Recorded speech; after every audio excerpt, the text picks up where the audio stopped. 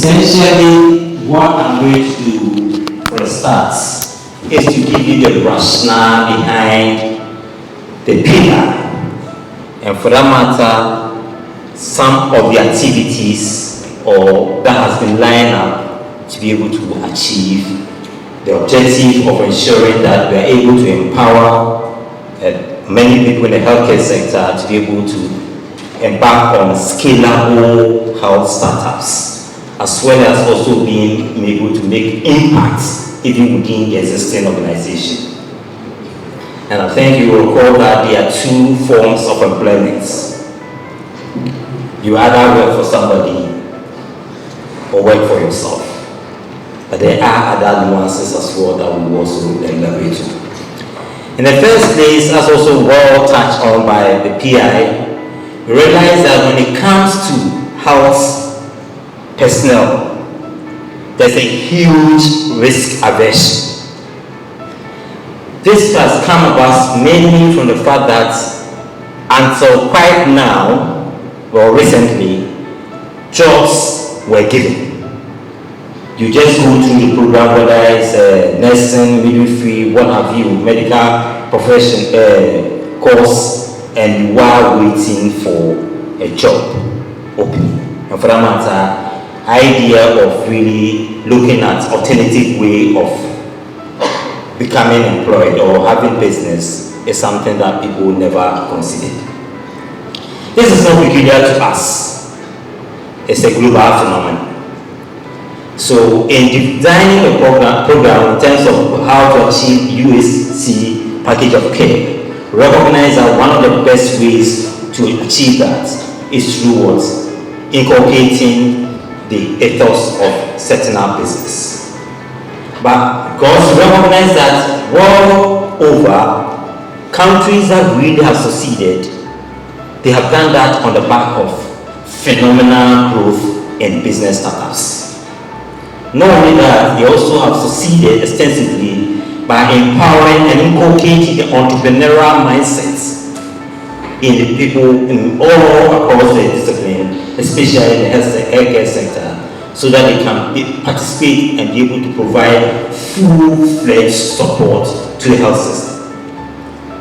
So the first thing here is that, as I said, when it comes to mindset and attitude, we have risk averse. This requires a seismic change in thinking and working, because if you're going to make a change in a society, it requires that we begin to learn new things. I know some people say that you cannot teach old people or old dog a new trick, but there are avenues that we could do that. So even looking at entrepreneurship, some people look at it from just business startups, but you can see from the way I'm just started, we want to look at it from two perspectives. Setting up your own business and also being entrepreneurial in where you find yourself. So we are saying that the health worker, in going about his or her normal duties, even if the person stays within the confines of the health sector working for somebody, the people need to be able to begin to question themselves as to the way things are done, and are there some better ways of doing things. So begin to question how we're doing things. Okay, how do we even expand the business or health? Because as Prof said, we need to begin to see health as a business. Okay. If you begin to see it as a business, then begin to think about how do we grow it.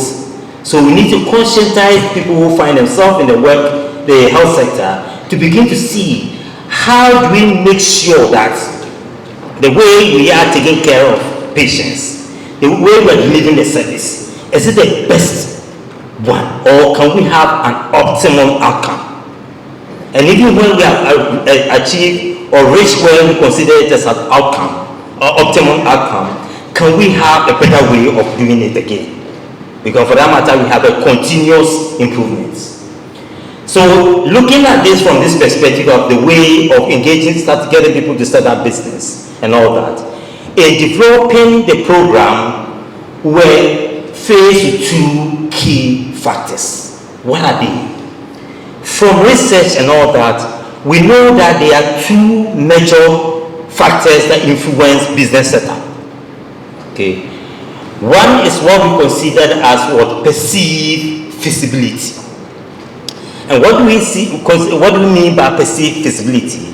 Simply put, we're looking at to what extent does an individual feel that he has what it takes, has the requisite skills,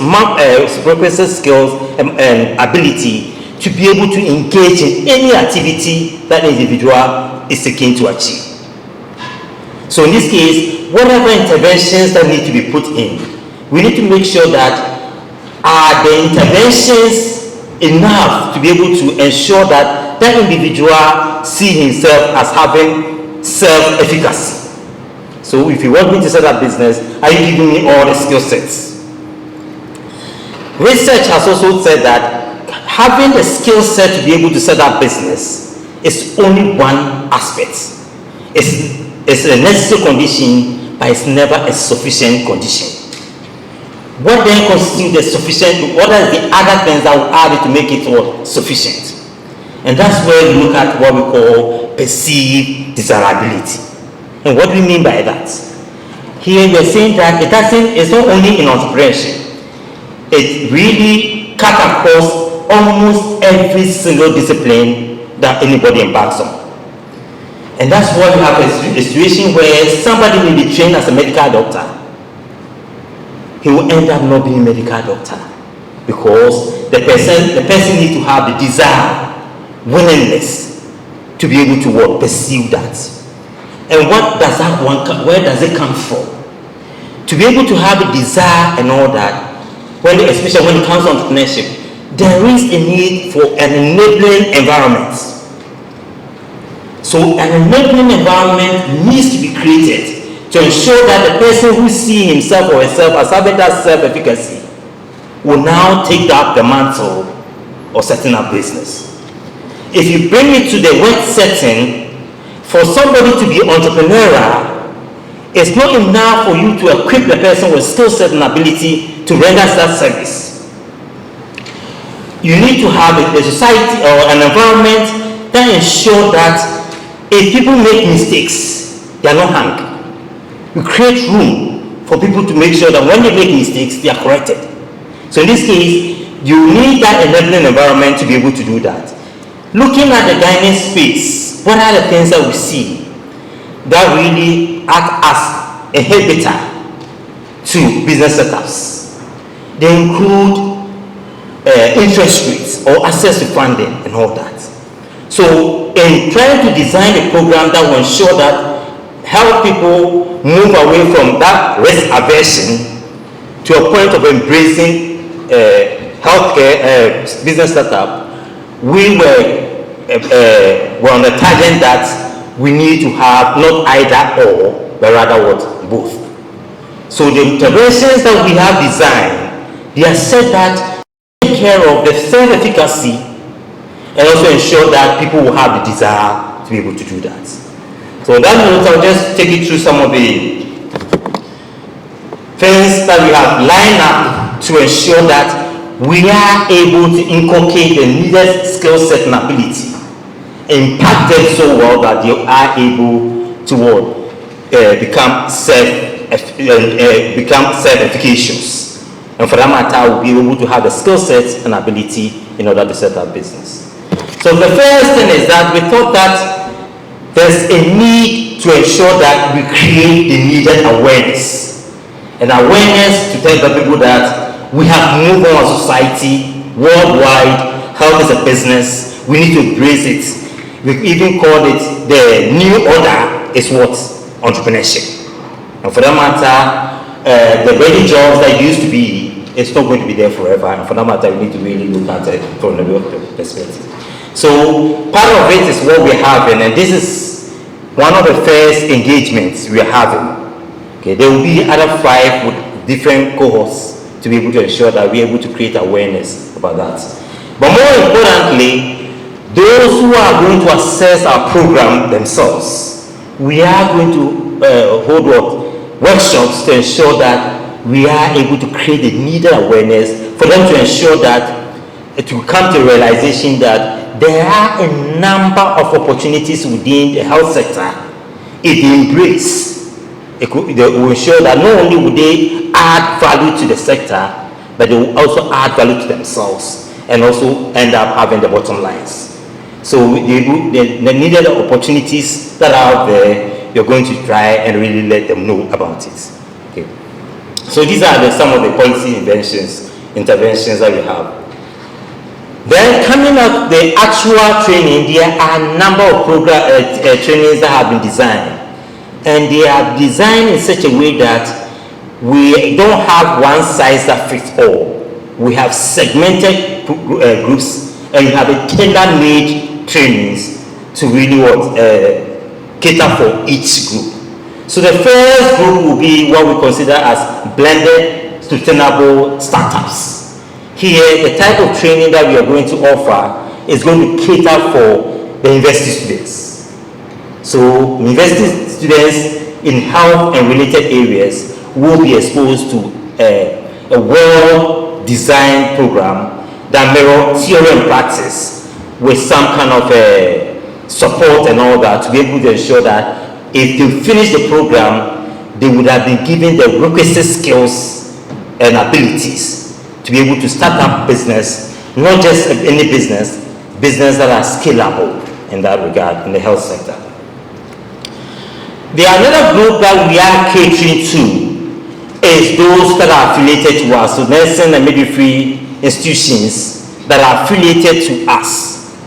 We are going to make sure that we provide the needed TOT. So we build a critical mass of people who will be able to provide the training so that those people will see, just like Prof said, they are going to really set up wonderful businesses that will really ensure that we move beyond the society we find ourselves now.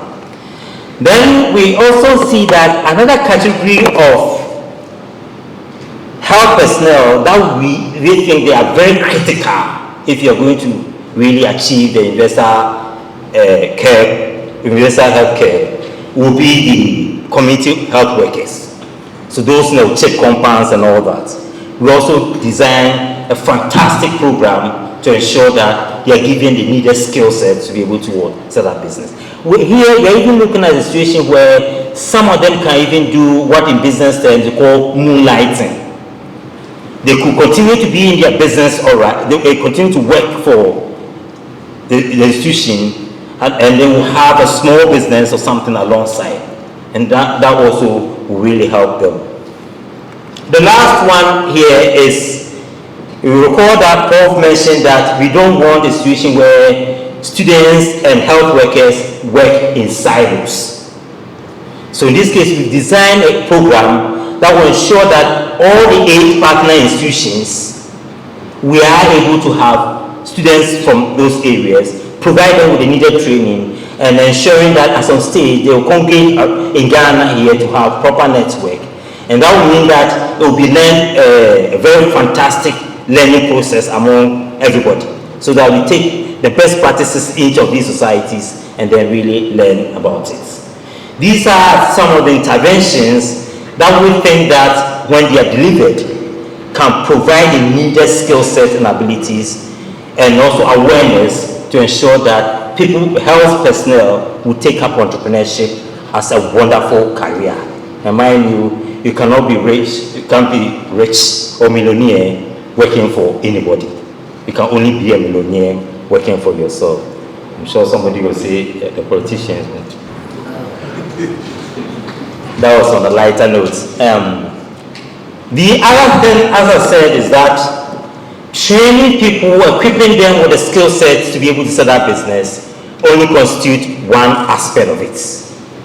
If I have a skill, but you don't support me with the needed or create that enabling environment, I will never take up that task. It is against this background that we also design what we consider perceived desirability interventions. So, together with the trainings, you're also going to ensure that we have incubator that will continuously provide the needed support. People will go through the program, come up with a business idea, but may not even have what it takes to be able to really set up a facility or hire a facility of their own. We will provide them with an avenue where they can run their business for 2 or 3 years before we say bye-bye to you. And even where you are in the incubator, we will continue to provide the needed mentorship. Because one of the reasons why the business fail more often than not is that business tends to be a lone activity. So if you don't have people supporting you along the way, that's why a lot of business fail. Because setting up business is the easiest thing to do. Managing is the critical one.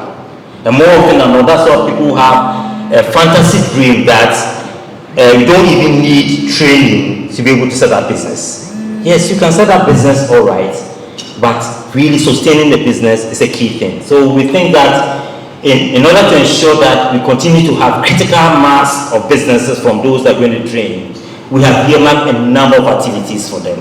So we have these incubators, as I'm saying about. We're also looking at a situation where some people may not come through our training. They would have had a ready-made idea. How do you ensure that such a person is able to take his business to the market as quick as possible? This is where we design what we call an accelerated program, where within 1 month, we give the person everything that person needs in order to set up business. So we have it there. As I also indicated, one of the key problems that most people worldwide will face in setting up business is what? L'argent, financial resources. Unfortunately, we built into the program, and we are going to give as many as 105 businesses funding, with seed money around $10,000 per business.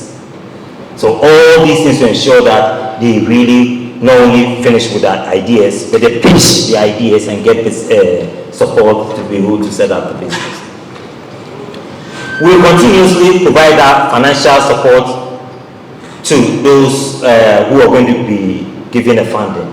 But another critical factor that really prevents many people with wonderful ideas from setting up business is a kind of support, especially among the single parents and all that.